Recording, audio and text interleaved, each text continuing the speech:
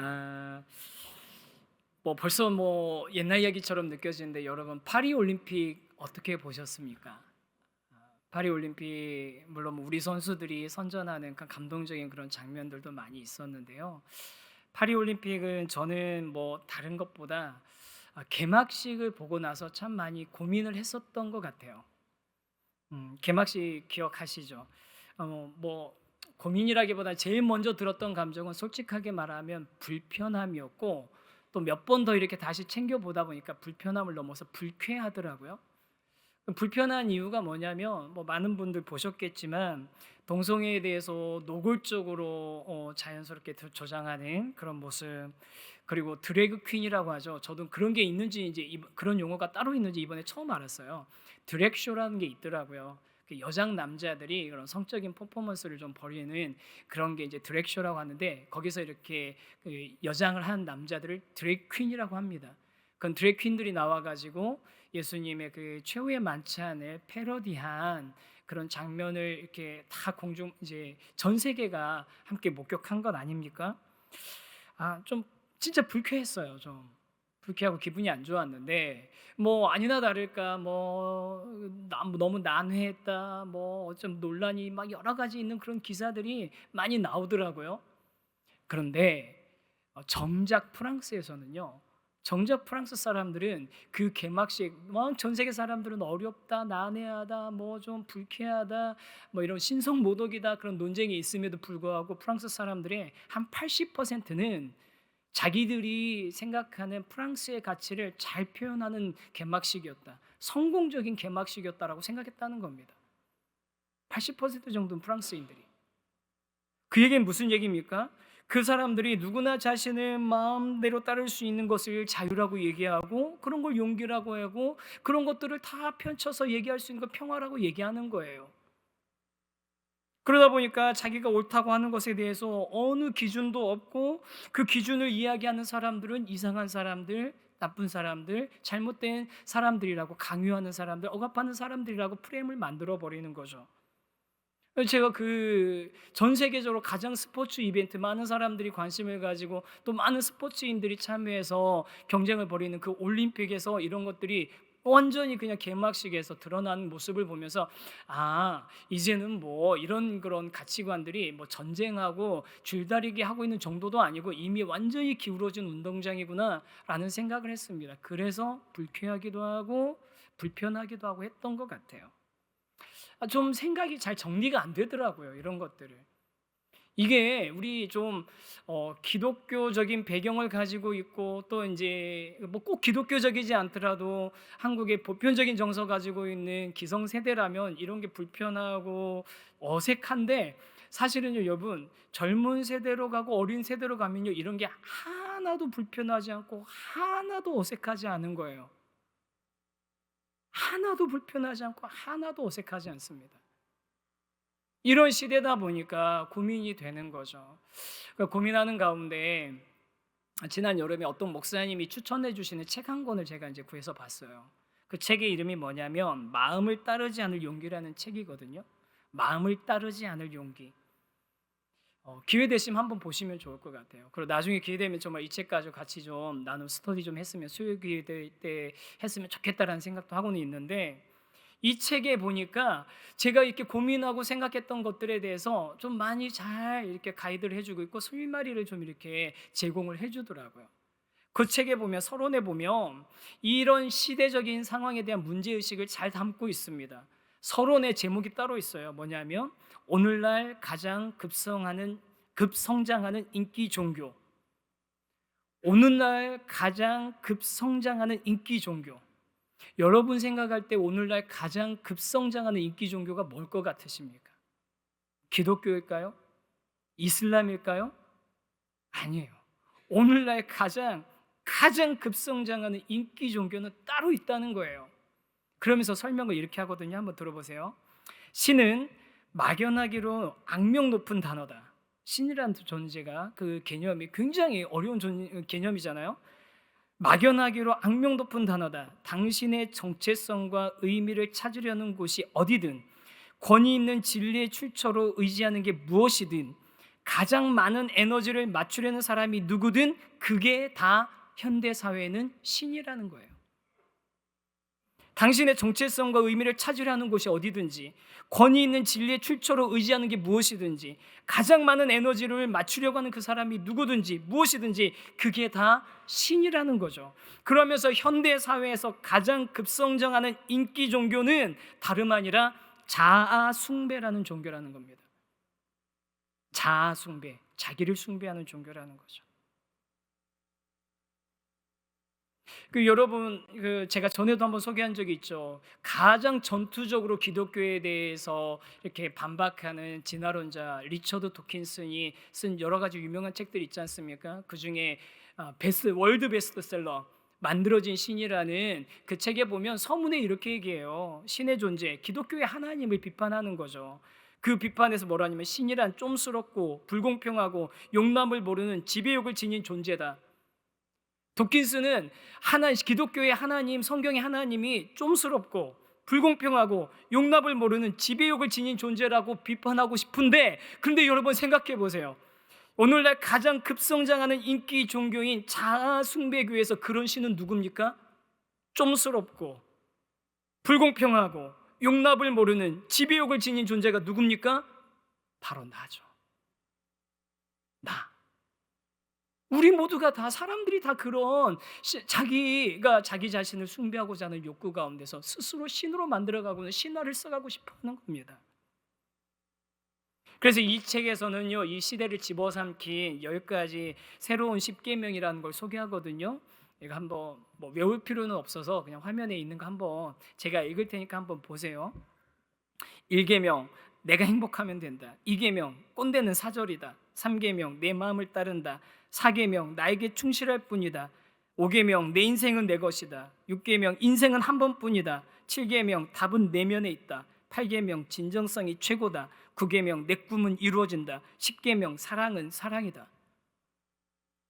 여러분, 우리가 봤던 자기계발서나 심리학 서적이나 그런 책에서 다 한두 번씩은 봤던 것 아닙니까? 내가 보면서 고개 끄덕이면서 메모하면서 나 이래야지 했던 것들 아닙니까? 이 10계명의 대부분이 자신을 숭배하는 모토들이라는 거예요. 그러면 여러분, 한 가지만 더 질문해 볼게요. 그럼 이렇게 오늘날 급성장하는 인기 종교인 자아 숭배교, 나를 숭배하는 것, 내가 신이 되고자 하는 것, 이게 내 중심적으로 살고자 하는 것, 나의 행복을 이루고자 하는 것, 이게 오늘날만의 이야기겠습니까? 아니죠. 가장 급성장하는 현재의 트렌디한 종교이면서 동시에 인류 역사와 함께 가장 오래된 종교가 바로 이 자아 숭배교입니다. 언제부터 시작됐습니까? 창세기 3장 에덴 동산에서부터 시작됐죠. 에덴 동산에서 그 뱀이 하와를 유혹할 때 뭐라고 합니까? 네가 하나님같이 될 것이라고 얘기했지 않습니까? 우리 인간의 이 모든 비극의 시작이 어디서부터냐면 내가 하나님이, 내가 신이 되고 내가 그 자리에 올라가고자 하는 그 욕망, 그 시도에서부터 시작된 겁니다. 그 자아 숭배교라는 것을 우리가 오늘 생각하면서 우리 안에 있는 자아 중심성, 자아를 숭배하는 그 마음을 말씀 앞에서 오늘 좀 점검해 볼 수 있는 그런 시간이 되었으면 좋겠습니다.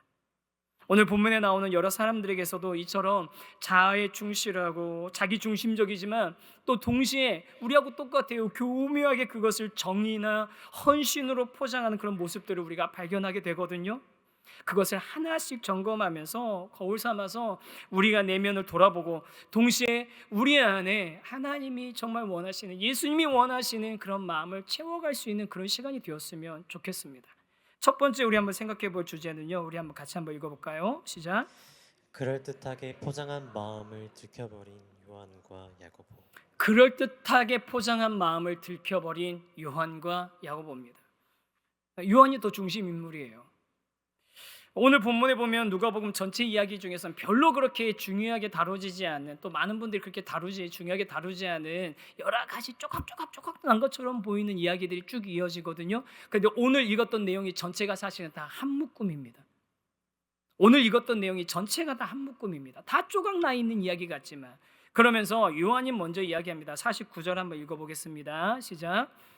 요한이 여짜오되 주여 어떤 사람이 주의 이름으로 귀신을 내쫓는 것을 우리가 보고 우리와 함께 따르지 아니함으로 금하였나이다.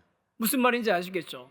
어떤 사람이 주의 예수님의 이름으로 귀신을 내쫓는 것을 발견한 거예요. 그랬더니 그걸 보고서 요한이 어떻게 했다는 겁니까? 하지 말라고. 예수 이름으로 그런 일을 하지 말라고 금했다는 겁니다. 그리고 나서 이제 길을 떠나는데 어디로 가냐면 이제 예수님께서 예루살렘으로 가시려고 하는데, 예루살렘으로 가시는데 어디를 통과하냐면 사마리아를 통과하게 됩니다. 여러분 뭐 유대인과 사마리아인들 사이에 사이 좋지 않은 거는 다 알고 계시죠? 그 이런 역사적인 배경이나 이런 것 때문에 서로 좋지 않은데, 그렇게 예루살렘을 향해 가려고 하는 그 예수님의 일행을 사마리아 성 사람들이 거부해요. 통과하지 못하게 합니다. 그랬더니 그런 일이 일어났을 때 야고보와 요한과 야고보가 예수님께 한 얘기가 있습니다. 54절입니다. 이것도 한번 읽겠습니다. 시작. 제자 야고보와 요한이 이를 보고 이르되 주여 우리가 불을 명하여 하늘로부터 내려 저들을 멸하라 하기를 원하시나이까. 우리 요한복음, 요한일서, 사랑의 사도라고 불리는 요한이 이런 말을 했다고 믿겨지지 않으시죠? 근데 여러분, 요한이 이런 얘기를 했습니다. 그리고요, 당시의 상황을 잘 생각해 보면 요한이 지금 어떤 내면의 상태인지를 우리가 발견할 수 있어요. 어떤 상태냐면 요한은 지금 자아로 충만한 상태예요. 바람이 빵빵하게 들어가 있는 상태입니다. 이거 무슨 얘기냐면 요한이 변화산에 예수님하고 같이 올라가잖아요. 9명의 제자들은 못 따라갔는데 베드로, 야고보, 요한만 따라가지 않습니까? 갔다 왔어요. 올라갔다가 거기서 예수님의 영광스러운 모습 보고 그거 갖다 누리다가 내려와 봤더니 무슨 일이 있었죠? 귀신 들린 아이 못 고친 일이 있었잖아요. 그래서 그 제자들이 고생하는 것을 보면서 요한이 어떤 마음이 들었을까요? 여러분, 저희들이 딱 그 요한의 상황이라면 어땠을까요? 아우 안타깝다 이런 마음도 들지만 또 어떤 마음이 들었을까요?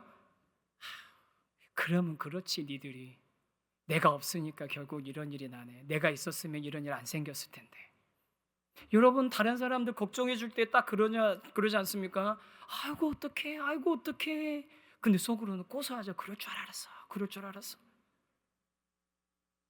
안 그러세요? 저만 그래. 왜 저만 들킨 것 같지? 그러잖아요. 아이고 어떻게 해도 가지만 그럴 줄 알았어. 요한의 마음이 딱 그런 거예요. 목사님 요한 너무 막 이렇게 너무 까는 거 아닙니까? 라고 생각하시는데 아니에요. 여러분, 이 내용의 바로 앞에 무슨 얘기가 나오면 제자들이 드디어 자리 놓고 싸우기 시작합니다. 누가 큰 사람이냐? 누가 더 큰 사람이냐? 누가 더 영향력 있냐? 누가 더 높은 자리냐? 누가 더 그런 이 사람들 앞에서 예수님 앞에 높임받을 수 있느냐? 인정받는 자리냐? 자기들끼리 싸우고 있어요. 그러니까 요한이 충분히 그런 마음이 있을 수 있는 겁니다. 아마 다른 제자들 한심하게 봤을 거예요. 그것도 하나 못하냐? 내가 있었으면 해결할 수 있었을 텐데. 그런 마음을 가지고 있었는데, 그런데 이런 마음을 가지고 있던 요한, 자아로 충만했던 요한, 바람이 빵빵한 그 풍선처럼 바람으로 가득 차 있었던 이 요한이 어떻게 합니까? 예수님의 이름으로 어떤 사람이 귀신을 내쫓는 장면을 보면, 여러분, 저와 여러분 같으면, 똑바로 된 제대로 된 정신을 가진 제자들 같으면 그런 장면을 목격했으면 뭐라고 해야 돼요? 예수님한테 예수님 기뻐하십시오. 예수님 이름으로 귀신이 쫓겨나갔습니다. 귀신 들려서 괴롭힘 당하던 사람이 고침받았습니다. 귀신에 사로잡혀 있던 사람이 나음받았습니다. 누가 노임받았습니다. 문제가 해결됐습니다. 예수님 너무 기뻐 죽겠습니다. 말하는 게 정상 아닙니까? 그런데 요한이 어떻게 했다고요? 우리로 함께 같이 다니는 무리도 아닌데 예수의 이름으로 귀신을 쫓으니까 못하게 막았습니다. 예수님 잘했죠. 함부로 예수님 이름으로 귀신 쫓았습니다. 내가 못하겠습니다. 예수님 잘했죠. 예수님한테 칭찬 드릴 줄 알고 그렇게 예수님 앞에 가서 이야기하는 거죠.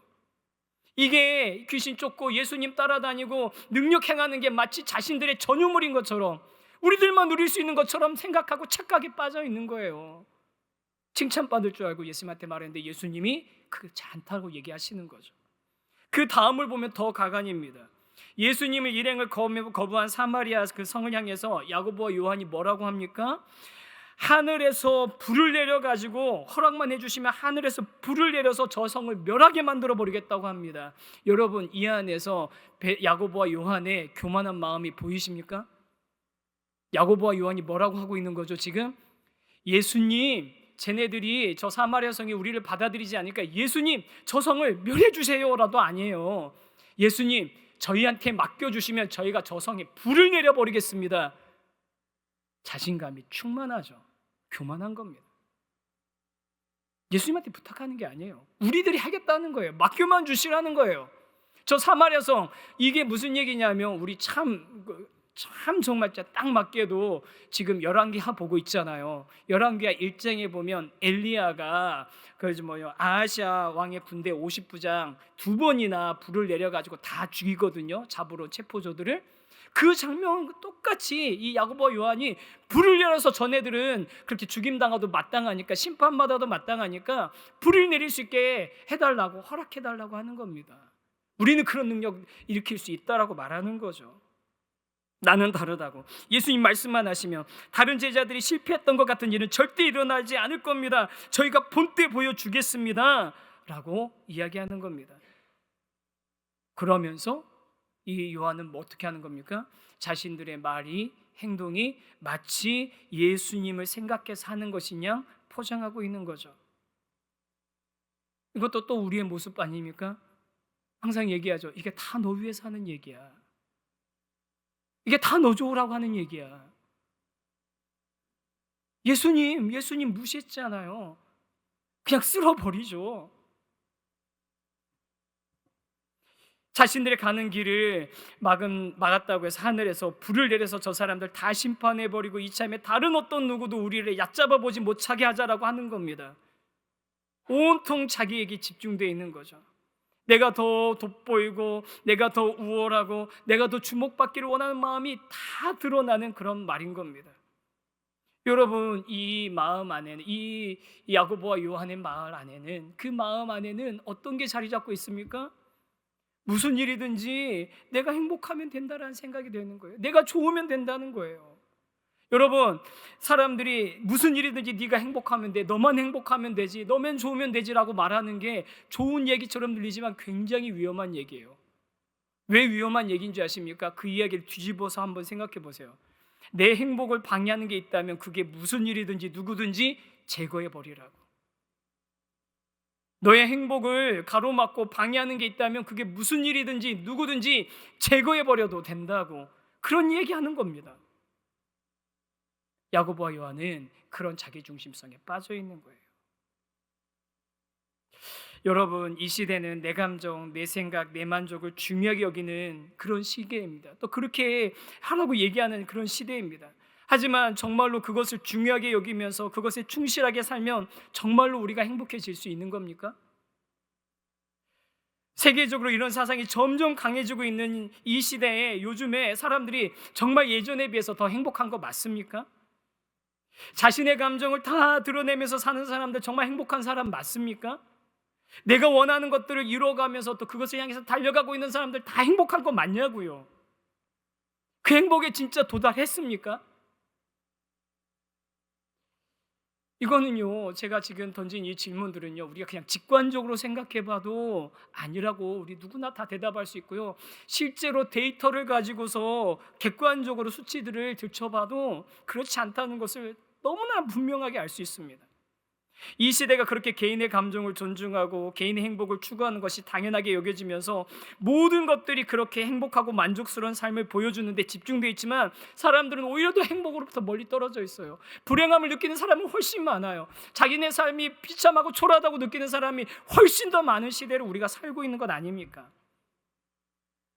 미국의 예를 이 책에서 들더라고요. 미국에서는 아까 제가 소개해드렸던 그 책 저자가 1960년대부터 21세기까지 이 기간이 이런 현상이 전 세계적으로 공개적으로 퍼진 그런 시대라고 생각하면서 그때 데이터들을 좀 이렇게 얘기하는데 책에서 이렇게 얘기하더라고요. 미국의 예를 들면 1960년대부터 21세기 초까지 미국의 이혼율은 2배, 청소년 자살률은 3배, 폭력 범죄율은 4배, 교도소 수감자는 5배 늘어났다라고 한다. 그럼 미국은 그렇게 몇 배씩 그렇게 늘어나는데 우리나라는 다릅니까? 여러분, 우리나라가 전 세계적으로 가장 높은 청소년 자살률 가진 독보적인 자살률 가지고 있는 나라 아니에요? 자기의 행복을 염원하고 추구하며 행복을 얻고자 제품을 소비하고 그런 삶을 살수록 우리는 덜 행복해지고 더 우울해진 삶을 살게 되는 겁니다. 저는 이 말씀 묵상하면서 소설 한번 써봤어요. 소설. 정말 야고보와 요한의 바람대로 사마리아 성에 불이 떨어져 가지고 그 사람들이 불타 죽고 사마리아 성이 완전 초토화되면, 그러면 야고보와 요한은 행복했을까요? 여러분, 전쟁 다녀온 사람들이 전쟁의 그 장면들이 자꾸 이렇게 생각나서 PTSD라고 하죠. 그 평생의 삶이 괴로워진 것처럼 저는 아마 정상적인 사람이라면 야고보와 요한은 만약 진짜로 그렇게 하늘에서 불이 떨어졌으면 그 장면 때문에 평생 괴로워하면서 살았을 겁니다. 근데 만약에 그게 하나도 안 괴롭고 당연하게 생각했으면요, 그 야고보와 요한은요 사이코패스인 거예요. 사이코패스인 거죠. 아이, 큰일 났네. 야고보와 요한 나중에 결국은 만나야 되는데. 죄송합니다, 형님들. 그렇게 그런 마음을 가지고 얘기하고 있는 야고보와 요한에게 예수님께서 이렇게 얘기하십니다. 55절 56절입니다. 한번 읽어보겠습니다. 시작. 예수께서 돌아보시며 꾸짖으시고 함께 다른 마을로 가시니라. 꾸짖으시고 함께 다른 마을로 가시니라. 여러분, 예수님의 표정이 보이지 않으세요? 이 사람들이 지금 뭔 소리 하는 거 아니면서 꾸짖으시는 겁니다. 원어로 이 꾸짖다라는 단어가 책망하다, 경고하다라는 단어인데요, 이 단어가 언제 쓰였는 줄 아세요? 예수님이 귀신 내쫓으실 때 쓰셨던 단어예요. 예수님이 그 미쳐서 날뛰는 풍랑과 바다를 잠잠케 하실 때, 꾸짖으실 때 쓰셨던 단어가 이 단어예요. 그 단어를 야고보와 요한에게 똑같이 쓰시는 겁니다. 꾸짖으시고, 그리고 나서 어떻게 합니까? 예수님, 돌아가자라고 얘기하십니다. 예수님은 힘을 통해서 자아를 실현하고 자기 존재감을 드러내면서 자기 마음이 가는 대로 살아가는 것이 아니라 거절당하더라도 버림받더라도 사람들을 섬기기 위해 오셨기 때문에 이렇게 얘기하시는 겁니다. 그래서 야고보와 요한은 저 사마리아 성이 우리를 가로막고 있는데 부셔버리고 갑시다, 우리를 거절했는데 본때를 보여줍시다라고 얘기하는데 예수님 뭐라고 합니까? 다른 마을로 돌아서 가자. 여러분, 이게 우리가 배우려고 하는 예수님의 길, 우리가 따르려고 하는 예수님의 길 아닙니까? 내 뜻대로 안 될 때 우리 어떻게 반응합니까? 나를 초라하게 만드는 사람들이 있을 때 우리는 어떤 마음을 품습니까? 내가 지금 힘이 약하지만 내가 힘만, 상황만 조금만 갖춰주면 내가 정말 진짜 본때를 보여야지 하면서 칼을 갈고 있는 그런 상황, 그런 삶 없으십니까? 내가 드러나야 되고 내가 주목받아야 되고, 세상에는 그런 사람들에게 뒤 보이지 말라고, 약점 보이지 말라고 얘기하는데, 그런데 예수님은 뭐라고 하십니까? 그런 마음을 가지고 있는 야고보와 요한을 책망, 꾸짖으시면서 우리가 돌아서 가자, 우리가 돌아서 가자. 자아를 찾고 실현하는 것이 예수의 길이 아니라 자기를 부인하는 길이 예수의 길이기 때문입니다. 우리한테 자기를 부인하고 자기 십자가를 지라고 말씀하신 예수님, 본인이 먼저 그렇게 자기를 부인하고 자기 십자가를 지고 낮은 곳에서 섬기시면서 그 길을 걸어가시면서 저와 여러분에게 우리가 돌아가자, 우리가 우리 십자가 지고 가자, 우리를 부인하면서 가자, 나를 숭배하면서 나를 세우려고 하지 말고 나를 부인하면서 가자라고 말씀하시는 겁니다. 사랑하는 귀한 성도 여러분, 이 세상이 말하는 나에게 집중하고 내 행복을 추구하고 내가 어떻게 보여지는지 신경 쓰라는 이 시대의 속삭임에 속지 않으시는 저와 여러분이 되기를 간절히 원합니다. 그 속삭임을 따라갔다가 그 길의 끝에서 낭떠러지로 떨어지는 사람들을 우리 수없이 많이 보지 않았습니까? 거절당하고 버림받아도 자기를 부인하는 예수의 길을 담담하게 묵묵하게 걸어가는 저와 여러분이 되기를 주님의 이름으로 간절히 소망합니다. 이 야고보와 요한이 그렇게 예수님께 얘기한 다음에 그 다음에 이어지는 그 사람들의 이야기에도 같은 내용들이 드러나요. 큰 2번 한 문제 한번 같이 한번 읽어보겠습니다. 시작. 숨겨진 의도들을 드러나게 하시는 예수님. 숨겨진 의도들을 드러나게 하세요. 세 명과의 대화가 이렇게 짧은 대화가 주고받고가 이어지는데 그때 그 예수님과 이제 첫 번째 대화가 이렇습니다. 어떤 사람이 예수님한테 와서 얘기하는 거예요. 예수님이 어디로 가시든지 제가 예수님을 따르겠습니다. 그랬더니 예수님이 이상한 얘기를 하세요. 58절입니다. 같이 읽어보겠습니다. 시작. 예수께서 이르시되 여우도 굴이 있고 공중의 새도 집이 있으되 인자는 머리 둘 곳이 없도다 하시고. 좀 뜬금없는 얘기 아니에요? 동문서답 하시는 것 같잖아요. 나 예수님 따르겠다고 그랬더니 예수님이 여우도 굴이 있고 공중에 새도 집이 있는데 인자는 머리 둘 곳이 없도다. 뜬금없는 얘기잖아요. 근데 마태복음에 보니까 이 질문, 이 말을 한 사람이, 고백을 한 사람이 누구냐면 한 서기관이 예수님한테 이 고백을 했다는 거예요. 서기관이 누굽니까? 뭔가 기록하고 문서를 기록하고 그것을 남기고 전달하는 사람이 서기관이거든요. 그래서 고대, 요즘 같은 인쇄술이 발달되지 않고 또 데이터를 관리하는 기술이 없었던 고대 시대에는 서기관은요, 모든 왕조나 아니면 모든 통치 체제에 있어서 굉장히 중요한 역할을 하는 핵심적인 자리 중에 하나였습니다. 지식을 다루는 사람이었고요. 그러니까 많이 스승으로 인정받고 했죠. 유대인 중에서도 서기관은 더 특별했습니다. 왜냐하면 하나님 말씀을 필사하고 하나님 말씀을 연구했기 때문에 사람들의 존경을 받고 또 이들은 사람들에게 선생으로서 가르침을 줄 수 있는 자리였죠. 그런 영향력, 그런 자리는 당연히 뭐와 함께 따라가겠습니까? 명예와 돈, 지위와 함께 따라가겠죠. 그런 자리에 있었던 사람이 예수님께 예수님 어디로 가든지 제가 따르겠습니다 라고 했더니 예수님이 하신 말씀이 이건 겁니다. 여우도 굴이 있고 공중에 새도 집이 있는데 인자는 머리 둘 곳이 없도다. 그 얘기 무슨 얘기입니까? 너 그 돈과 명예, 지위, 집도 있고 다 있는데 나는 아무것도 없다. 그런데 너는 나를 따라올 수 있겠니? 네가 지금 나를 따르겠다고 어디든지 따르겠다고 얘기했는데 그게 무슨 말인지 무슨 의미인지 알고 있는 거야? 네가 지금 누리고 있는 거 다 포기하고 버리는 것이고 세상에서 성공이라고 우러러보는 것들 다 포기하는 건데 그거 다 버리고 진짜로 따를 준비가 돼 있냐라고 물어보시는 겁니다. 어쩌면 예수님께서 그 서기관의 마음속에 있는 예수님을 따름으로써 지금 가장 힙한 스타 아닙니까? 가장 주목받는 예수님을 따름으로써 자기의 명성을 하나 더 얹으려고 했던 그 시도에 대해서, 자기의 성공을 하나 더 얹으려고 했던 그 시도에 대해서 예수님이 딱 얘기하시는 거예요. 나를 따르는 길은 네가 성공하는 길이 아니라 네가 다 내려놓는 길이야. 그런데도 날 따를 수 있겠다는 거야? 그 다음 사람의 얘기도 또 있습니다. 이번에는 예수님께서 이 사람에게 따르라고 부르셨어요. 그러니까 예수님이 부르셨으니까 예수님의 제자인 거죠. 마태복음에 보면 예수님의 제자에게 하신 말씀이 맞습니다. 근데 이 제자가 예수님께 이렇게 얘기해요. 제가 먼저 아버지를 좀 장사하고 오겠습니다 라고 말했어요. 그랬더니 예수님이 뭐라고 하세요? 여러분 만약에 아버님 제가 지금 장례가 나서 아버님 돌아가셔서 장례를 좀 치르고 와야겠습니다. 그럼 예수님 뭐라고 하셔야 될 것 같으세요? 빨리 갔다 와라. 빨리 갔다 와라. 걱정하지 말고 갔다 와라. 제가 아는 예수님 같으면 그러실 것 같거든요. 근데 예수님은 다른 얘기를 하시는 거예요. 60절 한번 보세요. 읽겠습니다. 시작.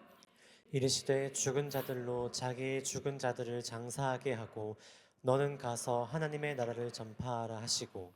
죽은 사람으로 죽은 사람을 장사하게 하고 너는 가서 하나님 나라를 전파하라. 예수님 해도 너무하신 거 아닙니까? 지금 아버지 장사하고 아버지 장례 치르고 오겠다는데 가지 말라고 하는 거예요. 우리는 그렇게 생각하는데요, 여러분.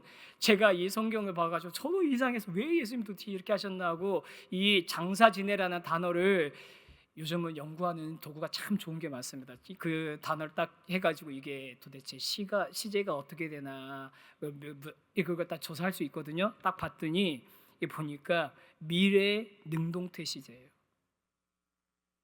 아버지가 돌아가신 게 아니에요. 아버지가 돌아가신 게 아니라 이런 얘기인 겁니다. 제가 아버지가 지금 계신데 아버지 돌아가실 때까지 좀 돌봐드리고 장사 지내고 나서 예수님 따르면 안 되겠냐라고 말하는 겁니다. 여러분, 예수님께서 또 그래 하나님께서 부모님 공경하는 거 금지하지 않으셨습니다. 십경에도 분명히 내 부모 공경하라고 하셨고 예수님도 육신의 어머니 돌아가시면서 제자한테 맡겼지 않습니까? 잘 부탁한다고. 내 어머니라고 하면서 맡기지 않습니까? 부모를 공경하지 말란 얘기가 아니라 이 얘기는 무슨 얘기냐면 우리가 주님을 따르기 전에 내가 계산하고 따지고 있는 조건들이 좀 다 충족되고 나면 그 다음에 예수님 따르겠다고 얘기하는 거예요. 아버지 돌아가시고 나면 그 다음에 예수님 따르게 해요. 이것도 또 우리가 되게 익숙한 얘기 아닙니까? 애들 조금만 크고 나면, 애들 사춘기만 지나고 나면, 애들 대학만 가고 나면, 애들 취직하고만 나면, 장가만 가고 나면, 시집만 가고 나면, 가서 다시 또 애고 낳고 나면, 그러다 걔네들 조금만 크고 나면, 걔네들 사춘기만 지나고 나면, 걔네들 대학 입시만 지나고 나면, 걔네들 여러분 이거 계속 반복되면요, 이 자리에 계신 저와 여러분의 대부분은 이 사이클 2번 지나기 전에 주님 부름 받습니다. 그렇잖아요. 이 사이클 2번 지나기 전에 우리 주님 부름 받을 확률이 높죠. 그런데 우리는 어떻게 생각합니까? 마치 내일이 보장된 것처럼, 내일이, 오늘 말고 내일이 보장된 것처럼 그렇게 말하고 행동하지 않습니까? 당연하게 내일이 우리에게 주어질 것처럼. 여러분 중에 혹시 오늘 아침에 기도하시다가 하나님께 너 내일까지 살 수 있다, 내일도 살 수 있다라는 얘기 듣고 오신 분 있으세요? 있으세요? 저를 포함해서 한 명도 없을걸요? 그런 얘기 들으시면 저 따로 한번 만나셔야 돼요. 저하고 깊이 신방을 나눌 필요가 있습니다. 그리고 병원도 한번 다녀가셨을 될 수도 있어요. 환청이나 환각 이런 것들은 좋지 않은 증상입니다. 여러분, 우리 어느 누구도 내일을 하나님께 보장받은 적이 없지만 마치 내일이 당연히 올 것처럼 얘기하고, 그러면서 어떻게 얘기합니까? 내 인생 한 번뿐인데, 내 인생 소중한데, 내 인생 한 번뿐이 없는 이 내 인생의 그 인생사, 기약 없이 질질 끌려갈 수밖에 없는 그 인생사에 목을 매면서 끌려가고 있는 게 그게 우리의 모습 아닙니까? 그걸 예수님이 딱 짚어주시는 거예요. 그게 언제 끝나는데? 인생의 문제가 언제 끝나는데? 그리고 마지막 사람이 와서 예수님께 합니다. 이 마지막 사람은 앞에 두 사람의 이야기를 다 합친 거나 마찬가지예요. 그 성경의 번역에 여러 버전이 있는데 가장 의역한 뜻을 좀 강조해서 번역한 게 메시지 성경이거든요. 근데 이 메시지 성경에 보면 61절의 이야기가 나옵니다. 한번 같이 한번 읽어보겠습니다. 시작. 그때 또 다른 사람이 말했다. 주님, 저는 주님을 따라갈 준비가 되었습니다. 하지만 먼저 집에 정리할 일이 있으니 허락해 주십시오. 종합판이죠. 스스로 예수님을 따르겠다고 하지만 먼저 해결하고 올 일이 있으니까 주님을 따르는 걸 유예해 달라고 합니다. 이 메시지 성경뿐만 아니라 다른 성경들도 번역본들 다 보면 다 뭘 강조하고 있냐면 하지만, 그러나, 하지만 내가 주님을 따르겠지만 조건이 붙는 거예요. 어떤 조건이 붙어요? 내 삶의 문제들 내가 해결하고 나서 주님을 따르겠다고 얘기하는 겁니다. 그때 똑같은 메시지 성경에서 예수님 뭐라고 하십니까? 62절 읽겠습니다. 시작.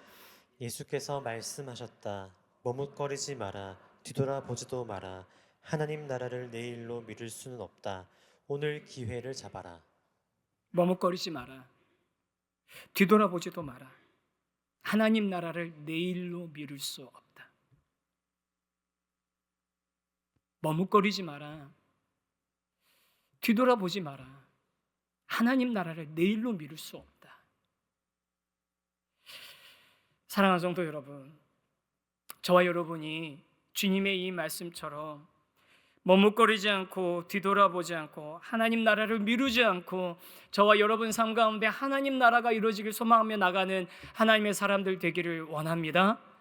나를 실현하고 나를 완성하고 내가 드러나는 일들을 꿈꾸면서 그것을 위해서 예수님을 동원하고 하나님을 동원하고 신앙의 힘을 동원하는 그런 삶이 아니라 내가 세상의 방향과는 전혀 다르게 나를 부인하고 나를 내려놓고 나를 추구하는 것이 아니라 누구를 추구하는 겁니까? 하나님의 나라와 하나님의 뜻, 하나님의 의를 추구하고 나의 세상을 만드는 것이 아니라 누구의 세상을 만드는 겁니까? 하나님의 나라를 만드는 것을 꿈꾸는 저와 여러분이 되기를 원합니다. 내가 만드는 아무리 든든한 세상도 하나님 없이는 소용이 없습니다. 세상의 속삭임에, 세상의 이야기에 우리 속지 마시고 나의 세상이 아니라 하나님의 세상, 하나님의 나라를 만들어 나가고 나를 실현하는 것이 아니라 나를 부인하는 삶, 그렇게 예수의 길을 따라가고 예수의 뒤를 쫓아가는 그런 저와 여러분이 되기를 간절히 소망합니다. 이제 말씀 마칩니다. 요즘 가장 핫하고 동시에 인간에게 가장 오랫동안 그 마음 깊은 곳에 뿌리 내리고 있는 자아 숭배는 제자들만의 문제도 아니고 어떤 특정한 사람의 문제도 아닌 바로 저와 여러분이 우리 마음 가운데 다 가지고 있는 죄악된 본성 안에서 작동하고 있는 동일한 문제입니다. 만물보다 부패한 것이 마음이라고 말씀하셨는데 이 부패한 마음을 가지고 자아를 실현하려고 아무리 했어도 조그마한 일에도 우리는 금방 교만해지고 반대로 아무것도 아닌 일에 금방 초라해지는 게 우리의 마음 아닙니까? 우리의 존재 아닙니까? 우리의 존재를 내가 자아 실현을 통해서 완성하는 것이 아니라 나를 부인하고 나는 죽고 내 안에 예수가 삶으로 진정한 내가, 하나님께서 원래부터 계획하셨던 내가 진정으로 실현되는 것을 경험하는 저와 여러분이 되기를 간절히 소망합니다. 예수님께서 말씀하신 자기를 부인하고 자기 십자가를 지고 가는 그 삶을 우리가 같이 걸어가고 예수님이 함께 가자고 하신 그 길을 같이 걸어갈 수 있는 저와 여러분이 되기를 간절히 소망합니다. 그러면 여러분, 우리가 이 땅에서 살아가는 이 시간이 초라한 나의 나라를 만들고 초라한 나의 세계를 만드는 데에서 끝나는 것이 아니라 위대한 하나님의 나라를 만드는 그런 삶이 될 줄 믿습니다.